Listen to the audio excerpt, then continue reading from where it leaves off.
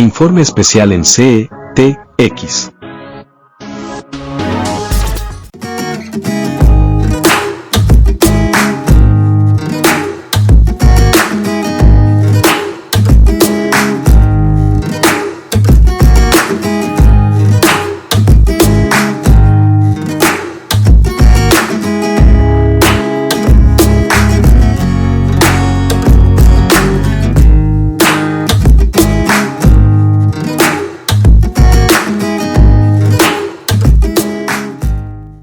Bienvenidos a Informe Especial de CTX. Hoy tenemos como invitado al abogado y catedrático Manuel Antonio Ballesteros Romero. Con él vamos a conversar sobre un tema que aún no está sonando en el país, pero de suma gravedad, y es la reforma laboral que volvió a presentar el gobierno Petro. Doctor Ballesteros, muy buenas tardes y bienvenido. Muy buenas tardes, muchísimas gracias, Jaime. Saludos a usted y a todos sus seguidores. Muchas gracias, doctor. Comencemos. ¿Cuáles son los puntos más graves, más perjudiciales para Colombia de esa reforma laboral que ha presentado nuevamente el gobierno Petro? Los puntos más graves son indiscutiblemente que van a aumentar la informalidad laboral. Y al aumentarse la informalidad laboral, eso va a disparar también una fuga de los trabajadores del sistema pensional, del sistema de cotización en seguridad social, tanto en salud como en pensiones, porque esa es la particularidad del trabajador informal, que el trabajador informal no cotiza. El gobierno ha hecho alarde de generar más empleo, pero cuando uno mira las cifras y los informes, por ejemplo, del Banco de la República, uno encuentra que la informalidad ha crecido enormemente, más o menos un 5%, y se han perdido, según el último informe, casi 100.000 puestos de trabajo. Esto es alarmante como un síntoma de mal manejo del mercado laboral en Colombia, ¿o me equivoco?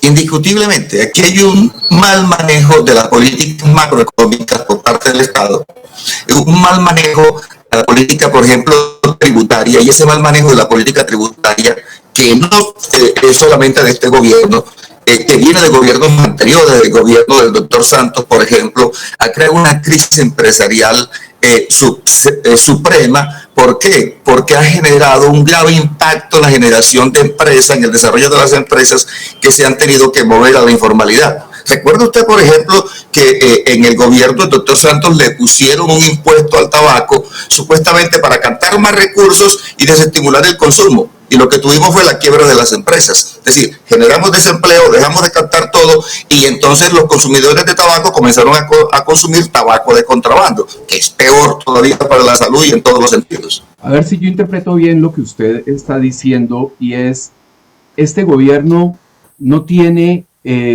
conocimientos, ni experiencia, ni manejo técnico de lo que es el mercado laboral, no sabes qué significa y simplemente lo maneja con cuestiones y con sesgos ideológicos, pero no realistas ni plausibles en el corto, mediano y largo plazo. Completamente de acuerdo, no tiene ni idea porque nunca ha estado en el sector real de la economía ni en el sector servicio de la economía. Son gente que ha estado siempre en la política y en el mejor de los casos han estado en la academia, pero solo en la academia. Y yo soy catedrático, pero es que uno no puede ser solamente catedrático, porque es que una cosa es yo sentarme a contarle el mundo a los estudiantes ahí, cuando en la calle están pasando cosas completamente diferentes. Lo que hacía la doctora Corcho, por ejemplo, que es catedrática, pero perder de vista cómo se administra todo el sistema de salud, por ejemplo, para una proyección como la que hacían todos estos señores que tiene este señor en este momento en el gabinete, por ejemplo, no tienen una comprensión de lo que es el sector real de la economía, ni siquiera el sector servicio. Y mire que los dos ministros que tenía, cierto, que era el doctor Gaviria y el ministro de Hacienda, que tenían más o menos una dimensión de lo que era esta problemática, se le fueron del gobierno. Y entonces, ¿con quién quedó? Quedó con personas que realmente no conocen cómo se genera empleo y el sufrimiento que tiene que afrontar un empresario día a día que vive en el endeudamiento, porque el marco general de todos los empresarios es que se mantienen endeudados. Y quería preguntarle también sobre la reforma tributaria. ¿Cómo impactó esa reforma al mercado laboral en Colombia? Mire, esas reformas tributarias vienen impactando el mercado laboral de manera indirecta porque primero impactan el sector del emprendimiento. Aquí hay personas, porque aquí todo el mundo habla del empresario y todo el mundo cree que cuando hablan del empresario están hablando del señor Sarmiento Angulo. No, están hablando de un señor que genera 10 empleos, un señor que tiene una familia, que tiene unos hijos, etcétera. Personas, el señor que dice que se va a China y trae un contenedor.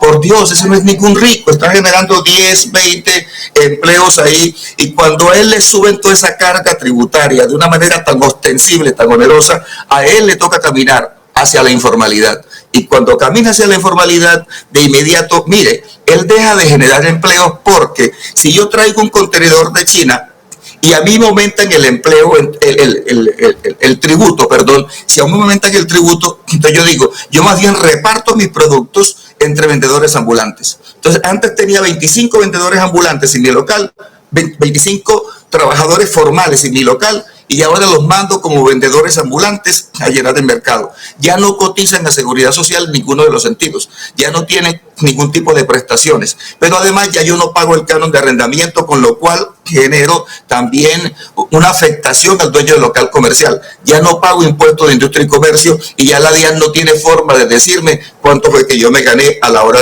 de declarar renta. Y todo eso se da por una mala política tributaria, una mala política que cree que subir más impuestos es cantar más, y están completamente equivocados. Subir más impuestos es cantar menos, porque las personas van racionalizando la forma de tributar, y la mejor forma es informalizando la empresa, que de contera informaliza al trabajador, y entonces el trabajador informal, ese trabajador, mire, cuando yo soy formal y me gano un mínimo, yo voy a una cooperativa y me presta cualquier peso.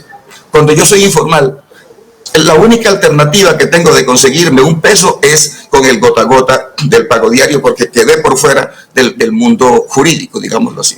También hablan de un tema de antidiscriminación en la reforma laboral que presentó el gobierno. ¿Eso podría impactar positiva o negativamente el mercado laboral en Colombia?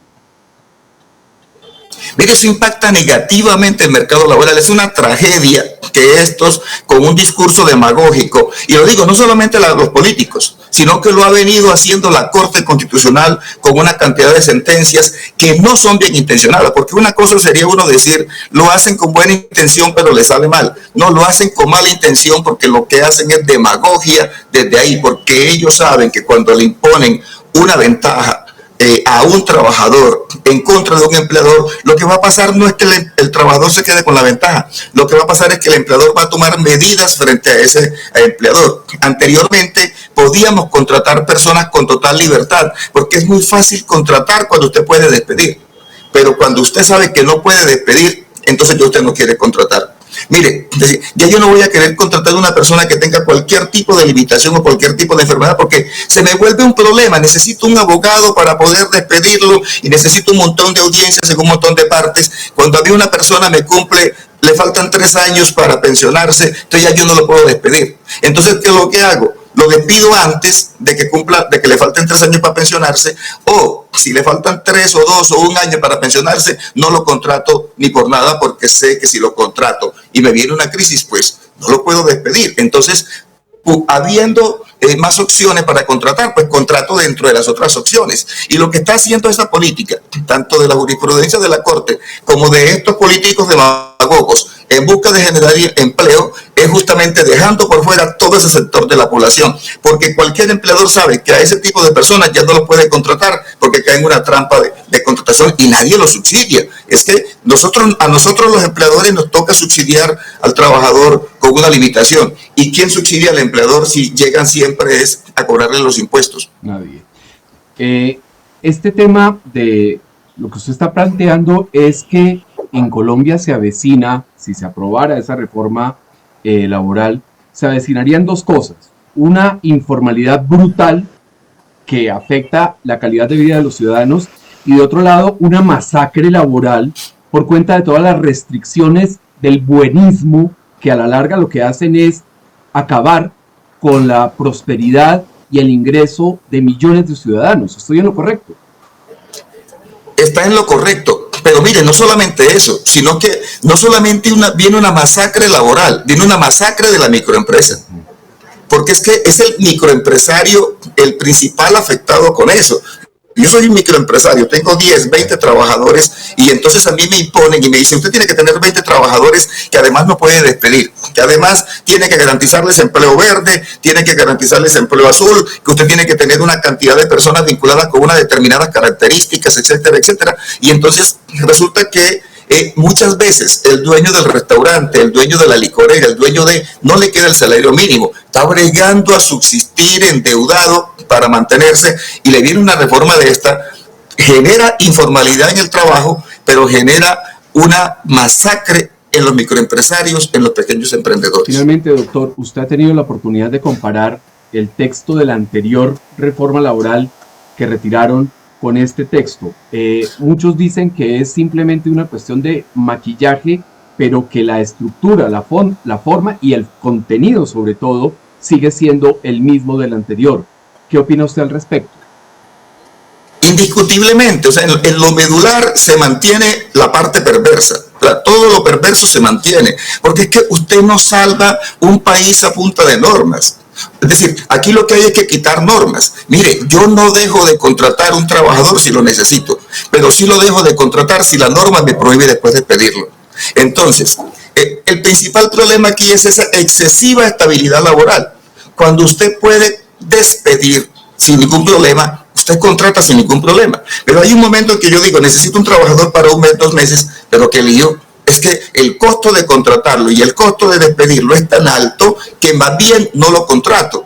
Y de pronto acudo a figuras de informalidad, tercerización, etcétera, que terminan generando muchas veces una cantidad de riesgos que terminan llevando a las empresas al colapso. Todo eso por el exceso de normas. Y lo que va a hacer esta legislación justamente es no darle más derechos al trabajador, sino colocarle más obstáculos al empleador para que contrate. Y más obstáculos para contratar significa menos contratación formal.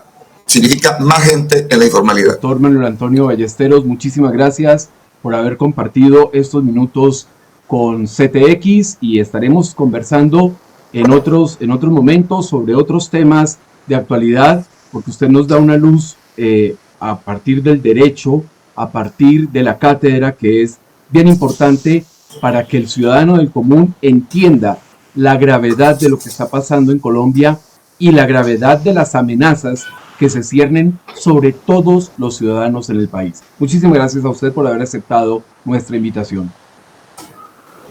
Muchas gracias a usted y a todos los seguidores de su canal. Gracias. Y a ustedes, nos vemos en otra oportunidad en informes especiales de CTX. Hasta la vista.